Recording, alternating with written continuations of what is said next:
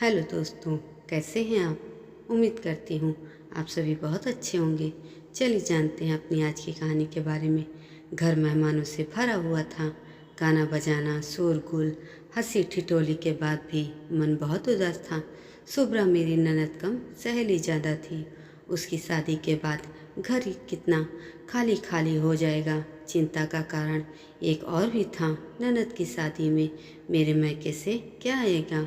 इसका सबको बड़ा इंतज़ार था, खासकर मेरे पति नवीन की बुआ जी यानी मेरी बुआ सास को। बहू के यहाँ से कोई आया क्या भाभी? जी जी, कल शादी है, आज शाम तक आ जाएंगे। आप काहे परेशान हो रही हैं? माँ जी टालने लगी। देखो तो क्या लाते हैं। क्या लाएंगे भी वैसे, हमारे नवीन को ही क्या दे दिया था। नाक कटी हमारी बिरादरी भर में। बुआ जी शुरू हो गई। हालांकि माँ जी और पिताजी की कोशिश रहती थी कि ये बातें मुझे ना पता चले, लेकिन मुझ तक आ ही जाती थी और मुझे बहुत भी बुरा भी लगता था। भैया भाभी क्या लाएंगे मैं जानती थी। मम्मी पापा के गुजरने के बाद भाभी ने मुझसे ना के बराबर ही संबंध रखा। एक ही शहर में होते हुए भी साल में एक दो बार से ज़्यादा मैके नहीं जाना होता। रुपए पैसे की वहाँ कोई कमी नहीं है। लेकिन भाभी, आपके भैया आए हैं। माता जी आपको बुला रही हैं, नौकर ने आवाज़ दी।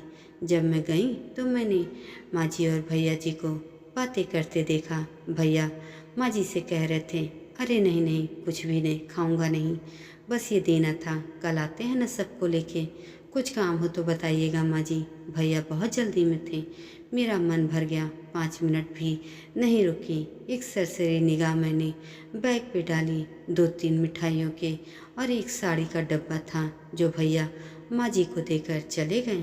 फिर माँ जी ने मुझसे कहा, बहू मुझे सुनार के यहाँ का कुछ काम निकल आया है, घंटे भर बाद मैं आती हूँ।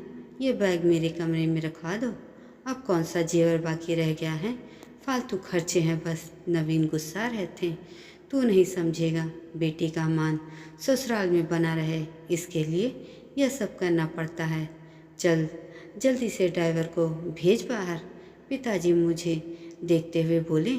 बेटी के मान वाली बात ऐसे ही कही गई थी, लेकिन मुझे चुभ गई। रात भर आंसू रुके नहीं। सुबह आंगन में सब शुभ्रा को विदाई में दिया जाने वाला सामान दिखा रहे थे, कोई साड़ी, कोई अंगूठी। तब तक बुआ जी आईं और बोली, अरे भाभी, कल बहू के यहाँ से क्या क्या आया है, यही बैग मंगवाओ राम रतन से, हम भी तो देखें।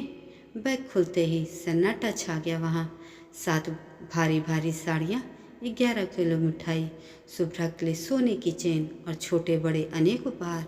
तब मैं थोड़ी देर बाद भागती हुई माँ जी और पिताजी के कमरे में गई और उनसे पूछा, आपने मुझसे कहा शुभ्रा के ससुराल के लिए, तो आप लोग कल ये सब मेरे लिए लेने गए थे ना। मैं फूट फूट कर रो पड़ी। तुमने गलत सुना, पिताजी ने मेरे आंसू पोंछते हुए कहा। बिटिया की मान की बात की थी। कौन सी बिटिया, ये तो बताया ही नहीं था। दोस्तों, ये कहानी आपको कैसी लगी कमेंट करके ज़रूर बताइएगा और ऐसी अन्य कहानियों के लिए मेरे चैनल को सब्सक्राइब भी ज़रूर करिएगा। धन्यवाद।